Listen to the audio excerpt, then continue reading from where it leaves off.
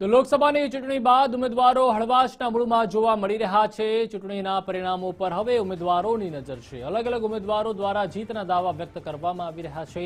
નવસારી લોકસભા બેઠકના ઉમેદવારનો પણ જીતનો દાવો। કોંગ્રેસના ઉમેદવાર નૈશદ દેસાઈએ નિવેદન આપ્યું, મતદાન કરાવવામાં કાર્યકરોની સંખ્યા ઓછી રહી। મતદાન ઓછું થયું છે પરંતુ ખરાબ નથી। પ્રજાનો પવન ચોક્કસ પક્ષ કે વ્યક્તિગત તરફ રહ્યો નથી। ચૂંટણીનું પરિણામ પરપ્રાંતીય સમાજના લોકો નક્કી કરશે તેવું જણાવ્યું।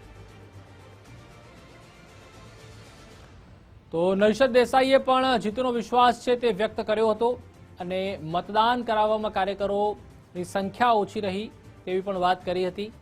મતદાન ઓછું થયું છે પરંતુ ખરાબ નથી અને હાલ લોકસભાની ચૂંટણી પૂર્ણ થઈ ચૂકી છે અને માત્ર હવે સૌ કોઈની નજર લોકસભાની ચૂંટણીના પરિણામો પર રહ્યા છે। આગામી દિવસોમાં 4 જૂનના રોજ જ્યારે પરિણામ જાહેર થવાના છે ત્યારે સૌ ઉમેદવારો આ પરિણામ કયા પ્રકારના રહેશે તેની ચિંતામાં છે। ત્યારે ખાસ કરીને નવસારી લોકસભા બેઠકની વાત કરવામાં આવે તો આ બેઠક ગાંધીનગર બાદ હોટ ફેવરિટ બેઠક ગણવામાં આવે છે, કારણ કે આ બેઠક ઉપર ભાજપ પ્રદેશ અધ્યક્ષ સી આર પાટીલ સતત 3 ટર્મથી ચૂંટાઈ આવ્યા છે અને તેમની સામે ચૂંટણી રેસમાં કોંગ્રેસના ઉમેદવાર નૈશદ દેસાઈ છે, જેઓ ગુજરાત કોંગ્રેસના પ્રદેશ પ્રવક્તા પણ છે। સતત ચૂંટણીમાં વ્યસ્ત રહેલા નૈશદ દેસાઈ હવે હાલ ચૂંટણી પૂર્ણ થયા બાદ પરિવાર જોડે હળવાશની પળો માની રહ્યા છે। ત્યારે સૌપ્રથમ આપણે પરિવારજનોના સભ્યો જોડે વાત કરવાનો પ્રયત્ન કરીશું। આપનું નામ? કુણાલબેન। કુણાલ શું કહેશો નૈશદભાઈ વિશે? હાલ જે પ્રમાણે ચૂંટણી પૂર્ણ એમણે ખૂબ જ મહેનત કરી અને આટલા દિવસોમાં મારાથી તો એમને થોડુંક એમનું ખાવાનાનું ધ્યાન આપ્યું મેં, બાકી એમણે ખૂબ મહેનત કરી। શું લાગ્યું? ચૂંટણી કેટલા વ્યસ્ત રહેતા? ખૂબ જ વ્યસ્ત રહેતા હતા। સવારે 7 વાગ્યાથી તે રાત્રે 12 વાગ્યા સુધી નૈશદભાઈ ખૂબ વ્યસ્ત રહેતા હતા, પણ એ સારી રહી છે એમની હેલ્થ બી, ને થોડું મારાથી ધ્યાન રખાયું એટલું મેં એમની હેલ્થનું ને ખાવાનાનું ધ્યાન રાખ્યું છે। બિલકુલ, આ પરિવારના સભ્ય એમના ધર્મપત્ની પણ આપણી જોડે ઉપસ્થિત છે, સીધા વાત કરીશું તેમના જોડે પણ। આપણું નામ?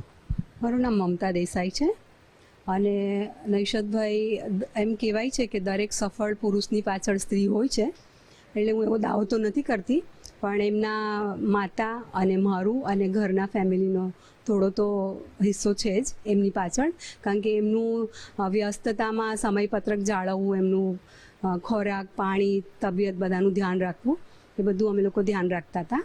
અને આ કોંગ્રેસના ઇલેક્શન માટે તો અમે છેલ્લા 1 વર્ષથી ખૂબ મહેનત કરતા હતા। ટિકિટ કોઈને પણ મળે પણ કોંગ્રેસ પાર્ટી સારો દેખાવ કરી શકે, સારો મત મેળવી શકે, એને માટે અમે લોકો ખૂબ મહેનત કરતા હતા। દરેક નેતાઓ જે કોઈ આવે આપણા ઘરે આવે અને બધાને સારું ઘરનું સ્વચ્છ ભોજન આપીએ અને બધી જ પત્રકાર પરિષદ અને બધી મિટિંગો, કાર્યકરોની બધું જ અહીંયાથી થતું હતું અને એ દરેકમાં હું જ પૂરેપૂરું સહકાર આપતી હતી અને પૂરી મારી જ વ્યવસ્થા અને બધું હોય અને અમે લોકોએ ખૂબ મહેનત કરી છે 1 વર્ષથી।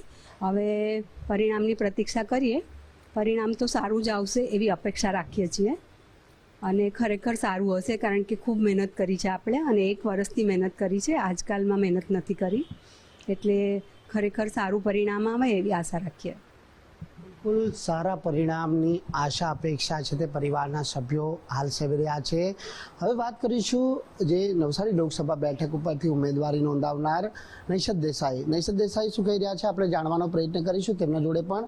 નૈશદભાઈ, ખાસ કરીને જે પ્રમાણેનો ચૂંટણી માહોલ રહ્યો, 59.66% જેટલું આ બેઠક ઉપરથી મતદાન થયું છે, શું લાગી રહ્યું છે? કઈ રીતના જે પરિણામો રહેશે? આમ તો મતદાન બહુ વધારે પડતું સારું નથી, બહુ વધારે પડતું સારું મતદાન નથી। જો પક્ષો અને ઉમેદવારોનો વધારે પડતો આકર્ષણ હોય તો મતદાન ચોક્કસ 80-90% થાય છે ઘણી જગ્યાએ, એ નથી, પણ 60% મતદાન એવરેજ કહેવાય, સારું ઠીક કહેવાય। 50%થી ઓછું હોય તો બહુ ખરાબ મતદાન કહેવાય। પણ હવે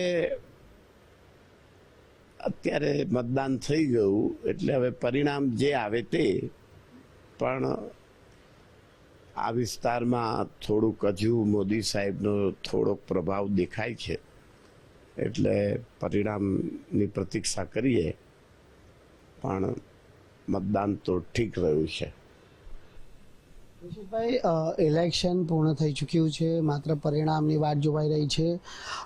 સતત વ્યસ્તતામાં આપે ચૂંટણી પ્રચાર કરી કાર્યકર્તાઓ સાથે મિટિંગ કરી, પત્રકારો પરિષદ કરી, હવે પરિવાર જોડે કઈ રીતની હળવાશની પડે? લગભગ મારું જાહેરાત 14 તારીખે થઈ ત્યારથી જ આ સ્વાભાવિક છે. સવારના 8 વાગ્યાથી કામે લાગવું હોય તો રાત્રે 12 સુધી કામે લાગીએ. હવે અત્યારે હળવાશ તો કહેવાય, કારણ કે હવે અત્યારે આપણે 11 વાગ્યા પછી કામે લાગીએ અને સાંજે 8 વાગ્યા સુધી કામ કરીએ, એટલે અત્યારે હળવાશ તો કહેવાય જ ને. પણ આ દિવસમાં થોડી હાર્ડશીપ રહી, થોડીક સામાન્ય શરદી અને સહેજ ગળાની બોલવાની તકલીફ થોડીક રહી, બાકી તંદુરસ્તી સારી રહી. અને મીડિયાના સેવકોએ બી ખૂબ પ્રેમ ભાવ આપ્યો અમને. ખેર, અમારી કાર્યકર્તાઓની સંખ્યા ઓછી છે, કારણ કે અમારી અહીંયા 35 વર્ષથી સ્થાનિક કક્ષાથી લઈને ગાંધીનગર અમારી સત્તા નથી. સત્તાના અભાવે અને ધનના અભાવે મુશ્કેલી પડે એટલે કાર્યકર્તાઓની સંખ્યા અમારી પાસે ઓછી રહી, પણ જે છે તે લોકોએ પોતાની ફરજ બજાવી છે અને કામ કર્યું છે. શું લાગી રહ્યું છે આ બેઠક પર કયા સમીકરણો જોર કરશે? આમાં શું છે કે 50% ગુજરાતી ને 50% પરપ્રાંતીય છે. એટલે પરપ્રાંતિયોનો પણ અભિપ્રાય બહુ મહત્વનો છે.